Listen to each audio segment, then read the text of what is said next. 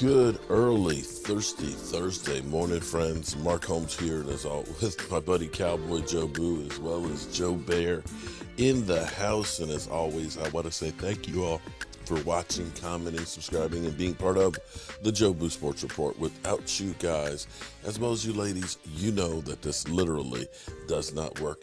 I am up here doing my morning video here at about 6 a.m.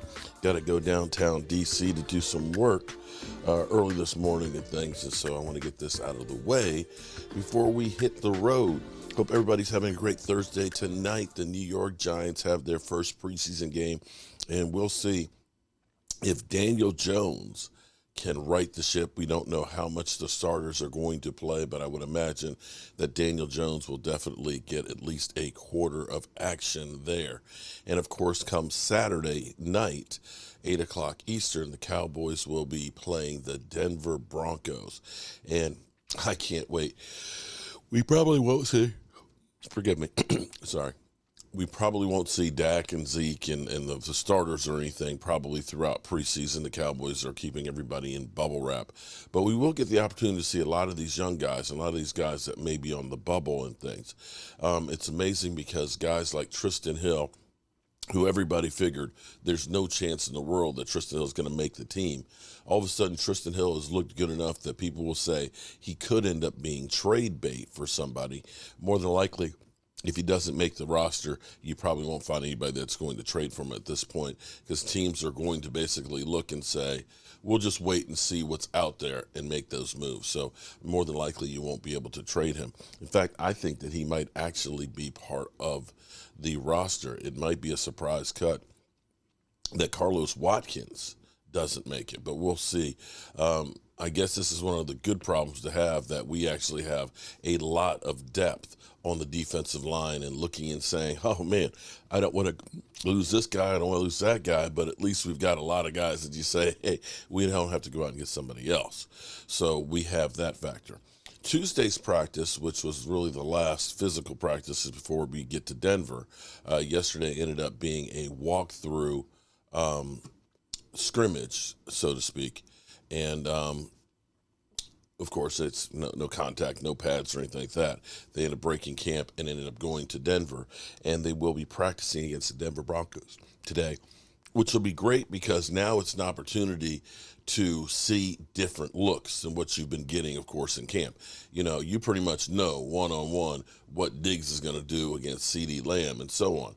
But now you're actually seeing a different defensive set. You're seeing different guys. You're seeing different tendencies. And this is, I think, will actually help the Cowboys a lot, provided they don't get any injuries, to practice against Denver and then against the Chargers next week.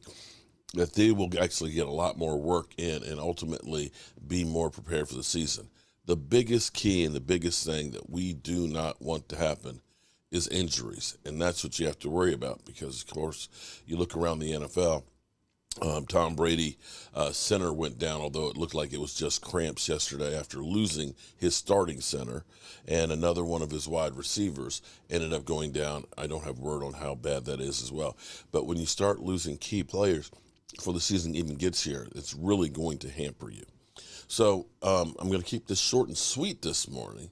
We're hearing that Jalen Hurts is miles ahead of where he was last season. Now, the funny thing is, you know, no matter what you do, you're going to have people that hate you or look and say you're doing this, that, and the other because you're not really a Cowboy fan.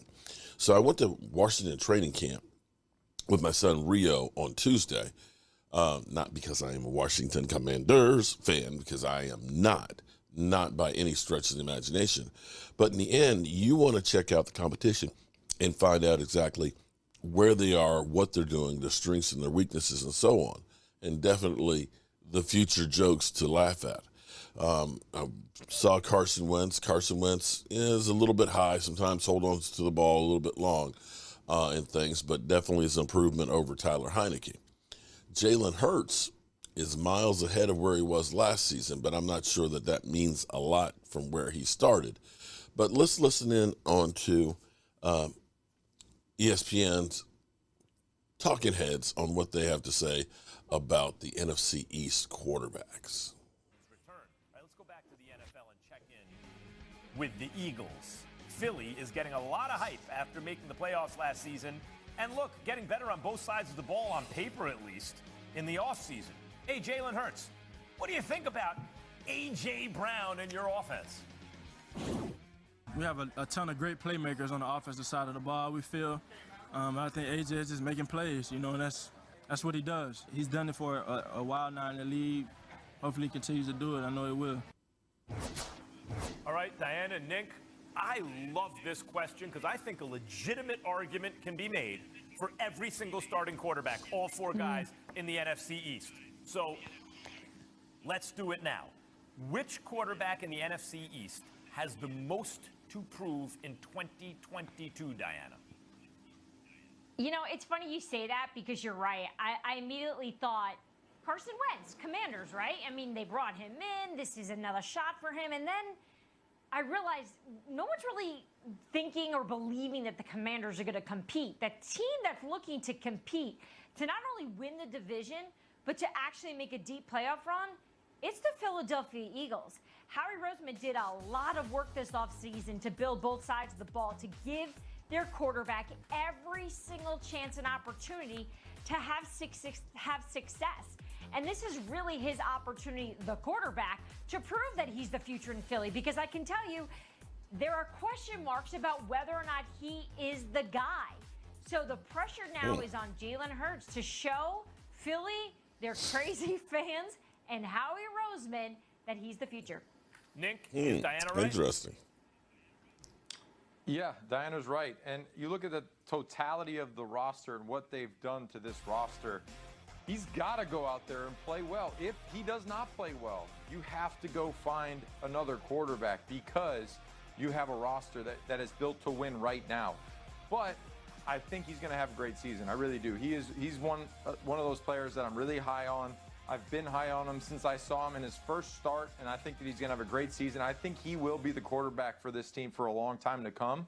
He's got a great roster with him, so I think that they're going to make a lot of noise in that division. They're possibly going to take over the Cowboys, and they probably win that division this year. Look, guys, Dak is the quarterback of the Dallas Cowboys, and guy has the new contract, or the contract a couple years ago and everything. He has a lot to prove.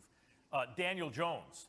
Listen, he didn't get his second contract. It was time, and they were like, nope, no second contract for you. He has a lot to prove because he could lose permanently his starting, as a starter in the league. You won't be seen that way anymore.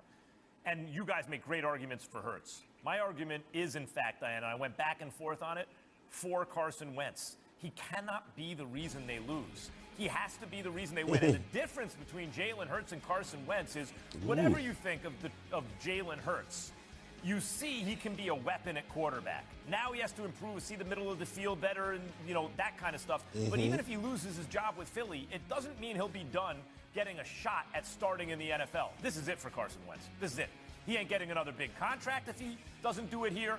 He's not going to get another starting job if he doesn't do it here. His back is more against the wall. So even though I think you guys make great arguments, I got to say I think Wentz has the most to prove right now, especially in the moment of truth. Speaking of the AFC East, guys.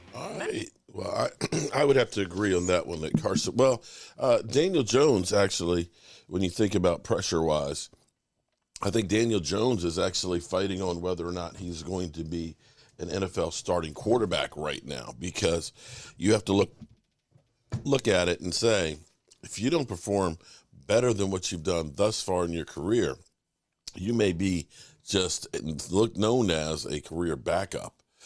Carson Wentz, third team in 3 years, definitely has to get rid of some of the bad things that have been said about you, about being a teammate or being uncoachable and things like that as well. I mean, it ends up being that this is definitely high pressure there. Eagles-wise, they've got the picks that they can definitely replace you, and they definitely have given everything that Hurts may need as far as from the standpoint. And basically they're saying it's sink or swim. You got all the tools. You got the offensive line. You got the running game. You got the receivers. You've got the defense. And as we've heard from Philly 500, they've got everything, and it shouldn't even be close. So there's a reason why they actually play the games, and I look forward to them actually playing the game starting tonight. So I probably will do a little live stream, just taking a look at the Giants for my buddy Rashid, just to start getting into practice and getting ready for the real games. I'm Mark Holmes, and well, I got to get my truck loaded and get out of here before the traffic gets heavy to D.C. And you know how we roll. Mark Holmes here, and as always, I want to thank you all for watching, commenting, subscribing, and